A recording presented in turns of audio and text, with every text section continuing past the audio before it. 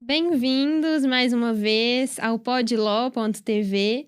Em continuidade, né, ao primeiro vídeo que nós fizemos, ao primeiro programa, a gente vai dar início hoje a um quadro nosso aqui do Podlaw que nós criamos, que é o planejar versus conflitar. E para isso, né, eu queria introduzir de novo, estou aqui com o meu convidado preferido, mais uma vez, que é o Dr. Fernando Botelho. E a gente vai começar falando aqui um pouquinho de onde que veio essa ideia do nome mesmo, planejar versus conflitar. Foi uma elaboração, né? Uma discussão do que a gente poderia trazer. Primeiro, eu tenho que dizer que é uma honra, né? Receber esse convite e discutir com você aqui alguma coisa desse mundo jurídico nosso. Nós tivemos uma visão de que, eu acho que a gente já falou isso num vídeo anterior, mas não custa repetir, que a melhor fonte hoje, a mais, digamos, a mais presente na vida brasileira, do direito brasileiro, é a palavra do juiz, é o que as cortes estão decidindo. Sim. Não é? Você tem a lei, evidentemente, que é a fonte primária mais importante do direito, tem a doutrina, que é a palavra dos escritores, dos jurisconsultos que escrevem sobre o direito, e tem a palavra do juiz, decide em nome do Estado. E nós estamos vendo cada vez mais que o país, ainda que sem uma organicidade científica, caminha muito para aquela visão próxima do common law, o americano ou inglês, que é o juiz muitas vezes deixando um pouco o arquétipo legal, o parâmetro legal, e aplicando uma visão mais de solução do litígio segundo aquilo que lhe apresenta, se lhe apresenta no momento. Então essa palavra dos tribunais tem mudado muito, a jurisprudência tem oscilado, os julgados têm mudado a vida brasileira, às vezes com alguma coisa que tem se criticado como o sacrifício da coerência, da estabilidade e um fomento da insegurança jurídica. Não importa. Importa é que a palavra do juiz é a visão hoje mais importante do direito brasileiro, né? O juiz está... o que ele pensa, o que ele faz, o que ele decide, está na boca do povo simples, Certeza. do povo técnico, da população intelectualizada, educada ou não. Então nós partimos desse pressuposto, de que precisamos ver a palavra do juiz, interpretá-la para ver se a gente consegue comunicar e ajuda um pouco a visão de futuro frente àquilo que o juiz decidiu. Esse foi o primeiro ponto.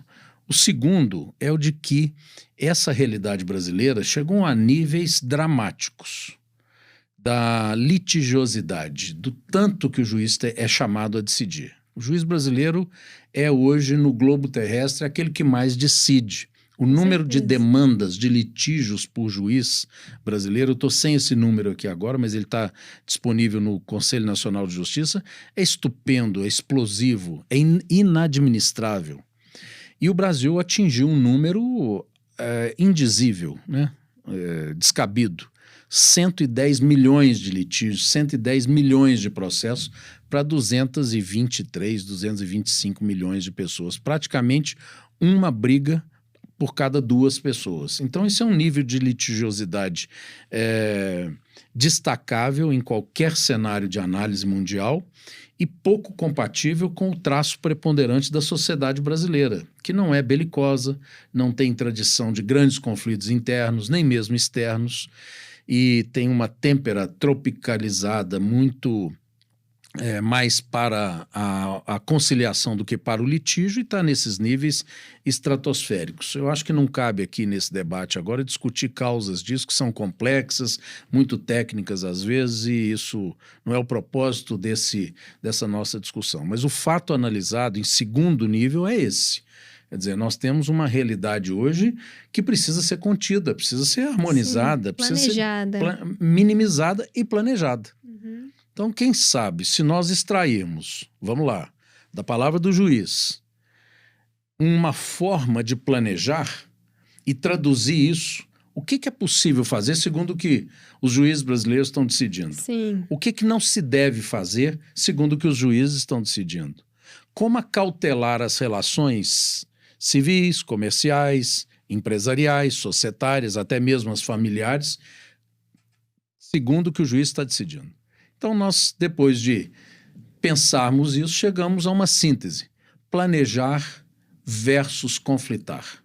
Abarca, na verdade, ao cotidiano, né? A vida como um todo do ser humano, né? Porque o planejamento, ele não é só o sucessório. O planejamento patrimonial, ele abarca tanto o planejamento imobiliário, quanto o planejamento societário, o planejamento em relação à família, então, planejamento tributário. Então, é uma série de questões que, na verdade, nós discutiremos aqui visando organizar a vida cotidiana do ser humano. Né? Planejar é um fator organizacional da vida.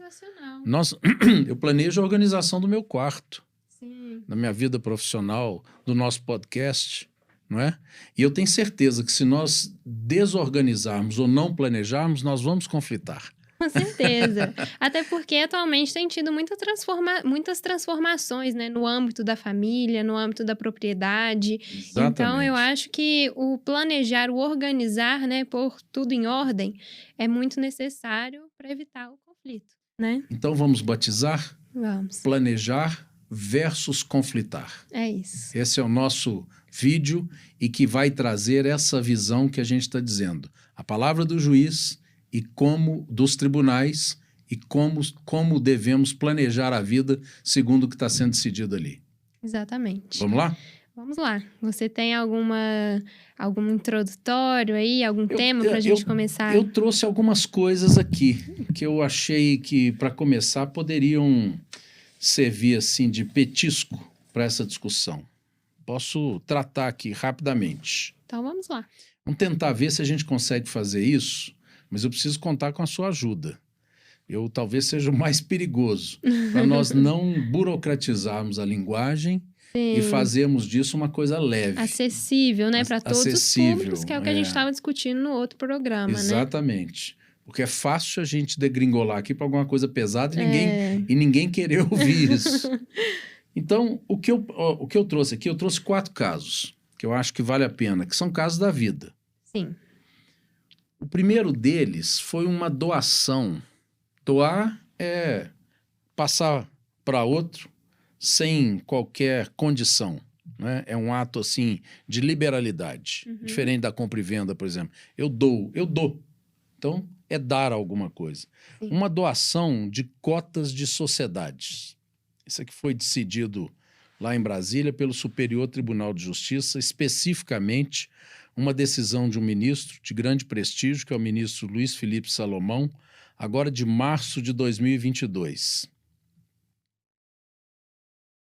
É proibida a doação que afete o direito dos herdeiros necessários, que a gente chama de legítima.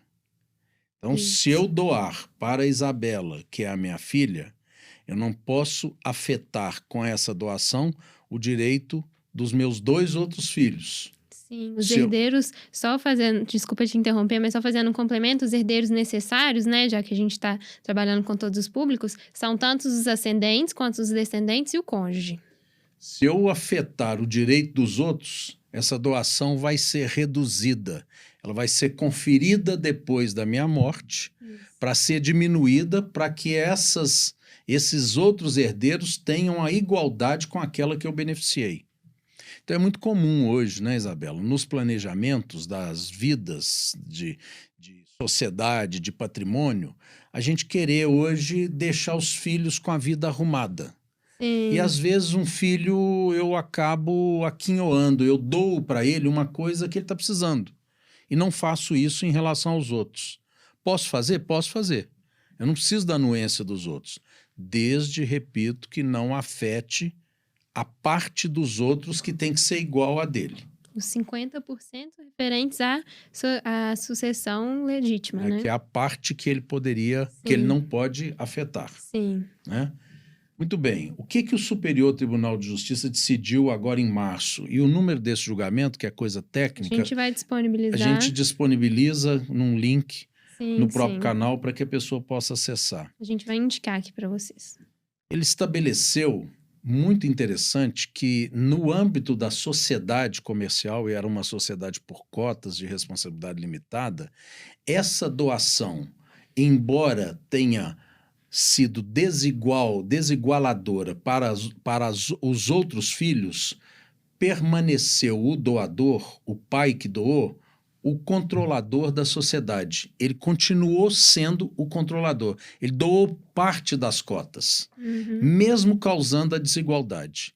E o Superior Tribunal de Justiça entendeu que se ele continuou controlador, que é o controlador? Ele continuou o dono preponderante. Sócio majoritário. O sócio majoritário, aquele que tinha a maior parte do capital. Ele tinha a maior parte do capital antes, doou e continuou com a maior parte do capital. Então, não houve a afetação do direito dos herdeiros, que se chama legítima, e por essa razão não foi diminuída, não foi anulada essa doação. Qual é a lição que tiramos disso para um planejamento? Que se houver no planejamento a estratégia de se fazer a doação em vida de cotas de sociedade, que se preserve a estrutura de controle do capital, porque isso não afetará o risco da anulação ou não provocará o risco da anulação dessa doação após a morte do doador. Não sei se ficou claro e era isso que eu queria trazer aqui para a discussão. Eu achei que ficou bem claro e eu achei até interessante porque quando a gente fala de doação de imóveis, por exemplo, a gente tem que olhar se no momento da liberalidade o valor daquele imóvel ele ultrapassa os 50%, né? Que é da parte disponível do patrimônio do doador. E nesse caso, né, que nós estamos tratando, não é necessária avaliação das cotas, Isso, né? Basta exatamente. análise ali da estrutura societária, né? Se o sócio ele permaneceu como sócio majoritário, se o doador o que permaneceu. deu para entender, e aí fazendo a leitura da visão do juiz, né, do ministro Salomão, o que deu para entender é que ele aplicou aí mais o direito empresarial e menos o direito sucessório. Sim. No sentido de ver o seguinte, eu não vou interferir nessa distribuição de cotas por doação, porque a estrutura do capital continua a mesma. Por que ele vai interferir? Ele está harmonizando um litígio, ele está deixando que a solução seja aquela que mantém a sociedade comercial do jeito que está. O que dá para entender? Que se a doação tivesse mudado a controladoria do capital, quer dizer, trazido um novo controlador, um novo dono preponderante, ele anularia. Sim, né? Nós temos que tomar cuidado com o planejamento nesse sentido. Se for fazer doação de cotas para uma segurança adicional dela, não afetar o controle do capital. E nesse caso, salvo engano, o doador ainda era vivo, né? Então, sem prejuízo também do momento da abertura da sucessão, ou seja, do falecimento, haver mesmo uma avaliação dessas cotas para ver se, né, necessário Ótimo você reduzir. dizer isso. Quer dizer, se nós vamos planejar, o ideal é que eu proteja a estrutura já existente do capital, faça uma avaliação adicional dessas cotas, porque no caso específico não foram avaliadas. A doação foi feita pelo valor nominal das cotas, que são normalmente sempre menores do que valem de fato. E eu também sugiro que o planejamento faça a avaliação das cotas e preserve a estrutura de capital, como segurança da sua permanência dentro de um planejamento estratégico, no caso específico, patrimonial e sucessório. Ótimo. E familiar, né? Esse caso é bem interessante mesmo. Concordo. E podemos passar para o próximo. Vamos lá. Eu trouxe um outro. Não sei se você quer já passar para ele. Podemos tratar dele de uma vez? Podemos. É do Superior Tribunal de Justiça também. Esse já não é uma decisão só de um ministro, sabe? E sim de uma turma, que são 5 ministros. Então ela tem uma força maior, porque é uma decisão quase que imutável do Superior Tribunal de Justiça, que é o tribunal brasileiro incumbido de harmonizar a jurisprudência que a gente chama de infraconstitucional. Então, quando você pega 5 ministros, você pegou uma turma inteira de direito privado e ela unanimemente decidiu nesse sentido, é fortíssima a palavra da corte, maior do que se nós tivéssemos um único ministro decidindo. Né? Eu também vou disponibilizar o número dessa decisão para acesso. Ela já não é tão nova, é de 2017, mas a gente considera ainda uma decisão relativamente contemporânea, portanto aplicável. Também sobre doação de cotas sociais por sócio a outra sócia que era cunhada dele.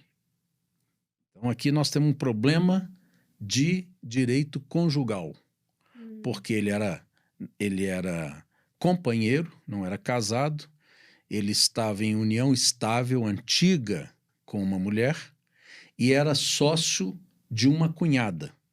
2 dias antes de se separar desta mulher, ele doa todas as suas cotas para a cunhada.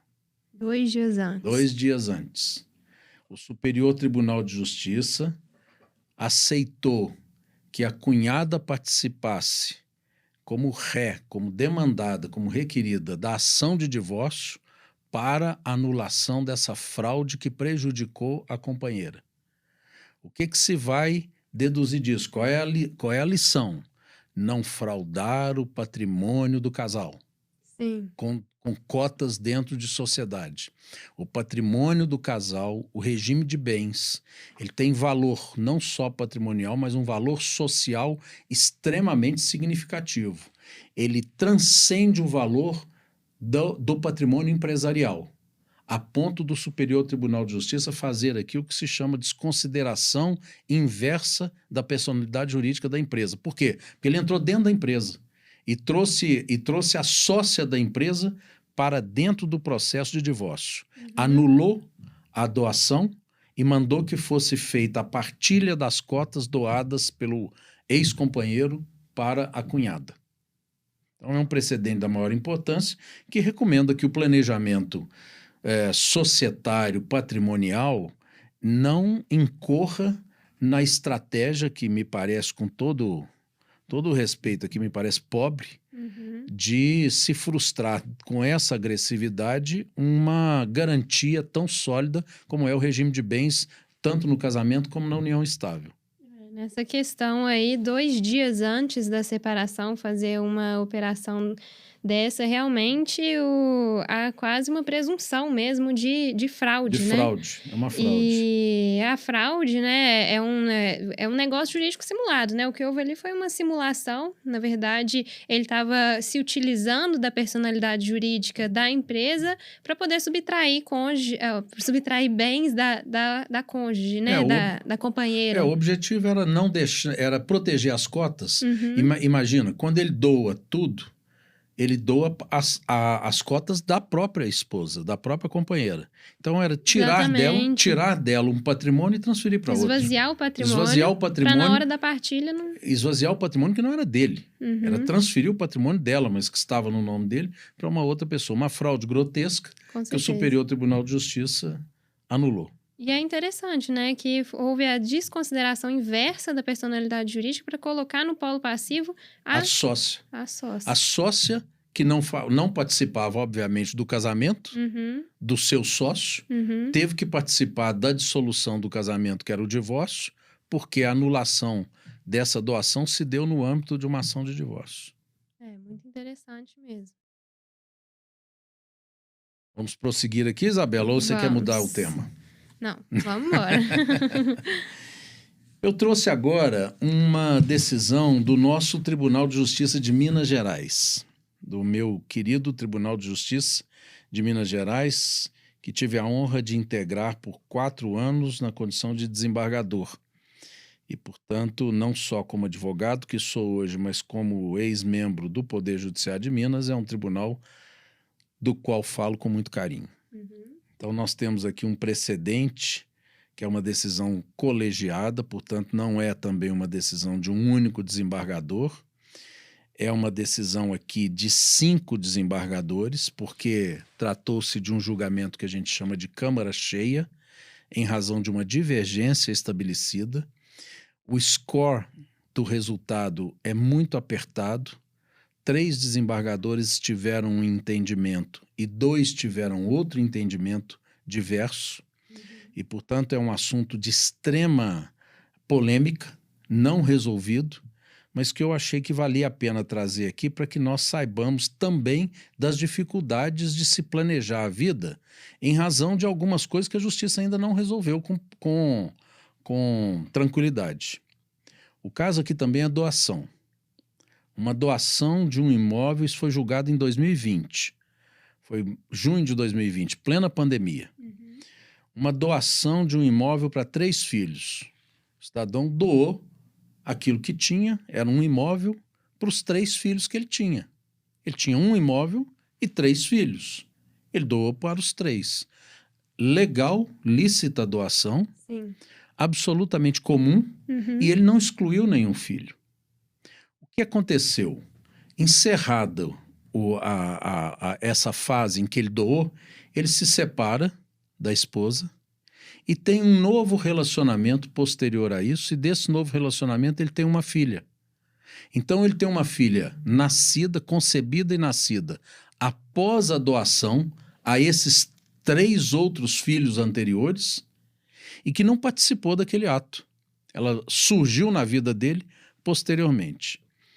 Quando ele falece, ele morre, essa última filha, portanto de um segundo relacionamento, entende que tem direito à doação que ele fez anteriormente para os seus 3 primeiros filhos, de um relacionamento com o qual ela não tem nada a ver. Então essa foi a matéria discutida e 3 votos, 3 desembargadores entenderam, portanto foi a maioria formada, que essa nova filha tem direito a anular a doação dos 3 primeiros filhos para que ela seja refeita e ela tenha a 4ª parte desse imóvel doado. E 2 desembargadores divergiram entendendo que a doação feita aos 3 filhos foi legal, se encerrou nela mesma e para a estabilidade da vida ela tem que ser considerada como um elemento acabado. Novos filhos surgidos não têm direito a bens doados anteriormente. Resultado, repito, 3-2, portanto, que a gente chama de uma apertada maioria, que não dá, com todo o respeito, segurança para que nós saibamos que será essa a decisão amanhã da Justiça. O que fazer com isso, Isabela? Eu te pergunto, porque eu trago aqui uma visão e faço a provocação. O que fazer numa situação dessa, em que nós temos um dilema, portanto, um ponto, não só de dialética, de discussão entre os juízes, mas de margem muito, muito pequena de solução dentro da corte, que, no caso específico da Corte Estadual, é ela que harmoniza e define a jurisprudência para todo o Estado de Minas Gerais. O que fazer no Estado de Minas Gerais frente a uma divergência dessa? Eu entendo eu compreendo os 2 entendimentos, né? Tanto na questão de que a doação é algo a ser analisado no momento da liberalidade, de modo que desconsideraria a vinda posterior dessa herdeira, mas também entendo o voto vencedor. Né, o voto vencedor no sentido de que aquela doação foi uma partilha de bens antecipada. Né, uma partilha de bens antecipada que, considerando a sobrevida, né, mas a vinda dessa herdeira posterior, ela feriria a legítima, né, feriria a parte que seria cabível àquela herdeira. Então, dessa forma, como é uma herdeira necessária, realmente eu entendo esse posicionamento aqui do TJMG sobre a redução, né, ao menos a redução ali da doação realizada. O acórdão vale a pena até recomendar aqui a leitura, porque é muito rico. Tanto a posição que a gente chama minoritária, a que considerou a doação definitiva para os 3 filhos, como a que divergiu e considerou anulável essa doação por causa da nova filha. É uma lição de direito sucessório, são desembargadores experimentados, estudaram o assunto, se debruçaram e revelaram o melhor que tinham das suas respectivas visões disso. Eu, pessoalmente, e com todo o respeito, inclusive a sua visão, eu tenho adoto a visão da minoritária. Eu acho que o país já vive uma suficiência de inseguranças em todos os setores e não é possível que atos como o de uma liberalidade legal praticado num determinado contexto frente a um determinado acervo de herdeiros seja depois anulado porque a vida andou e surgiu um novo herdeiro lá na frente. Deve prevalecer a autonomia de vontade, Evidente, né? e acho que essa é a melhor adequação da questão, mas não foi esse o entendimento que preponderou. Sim. E é preciso alertar aqui para as pessoas saberem, aqueles que não são da área, que os herdeiros são tratados, os filhos, sejam filhos naturais, filhos do casamento, não importa, eles são tratados igualmente. Então, filhos que nasceram depois, nasceram antes, eles são equiparados na sucessão quando surge a morte. E o problema surgiu exatamente aí. Mas eu adoto essa visão. O que eu extraí disso aqui para efeito de planejamento, como é que eu vou planejar a vida se hoje, por exemplo, a parte quer fazer uma doação? Tem 3 filhos, como eu tenho, quero doar para os 3 filhos e amanhã posso vir a ter um novo filho, uma nova filha, que surja posteriormente. O máximo que cheguei aqui frente a isso foi que a doação contém a cláusula que declare que não há outros herdeiros sucessíveis naquele momento, que o valor doado não afeta a legítima. Sim. E que, no caso específico, ele estava doando 100%, porque ele fez a doação para os 3 herdeiros, e que, havendo eventual situação posterior à doação, a ela não se aplica. Isso é cláusula, vai enfrentar a mesma discussão, não é garantia absoluta, e aquele que estiver fazendo uma doação nessa condição tem que saber desse precedente do tribunal que está sujeito a uma discussão. Com certeza. Eu acho que é o máximo nesse momento, aguardando que a justiça se acerte a respeito disso para que a insegurança diminua. Isabela, eu acho que nós já atingimos aqui a demonstração do que será esse debate, não é? Em outras áreas, outros tópicos. E até pelo tempo que eu acho que já esgotamos, eu deixo com você a palavra final. Eu acho que foi uma bela demonstração aqui, né? Algumas pinceladas em julgados, né, diferentes, a maioria, né, ou todos eles tratando sobre doação. E doação é um mecanismo, um instrumento de planejamento patrimonial, de planejamento sucessório, que deve ser bem utilizado, bem estruturado dentro da realidade em que se está aplicando. E a gente busca, né, aprofundar quanto a esse mecanismo, que é um dos mecanismos mais utilizados, né, de planejamento patrimonial. E hoje foi mais mesmo para a gente, né, começar esse quadro, planejar versus conflitar. E nos próximos programas, a gente busca trazer mais entendimentos aí das principais cortes brasileiras. Me permitam, aguardamos sugestões dos interessados. Podem provocar os temas, questionamentos, a gente vai fazer. E devemos trazer alguns convidados também, especialistas, alguma multidisciplinariedade, para a gente ter alguma variedade nesse debate. Ele não vai ficar restrito só a uma análise fria técnica, não. A gente quer dar uma dinâmica nisso. Isso. Mas queremos contar com a turma que eventualmente tenha gostado da ideia. Com certeza. Então é isso. Nós aguardamos, então, os comentários de você. Se puder deixar a sua curtida, compartilhar esse vídeo e ficar de olho também para as próximas novidades.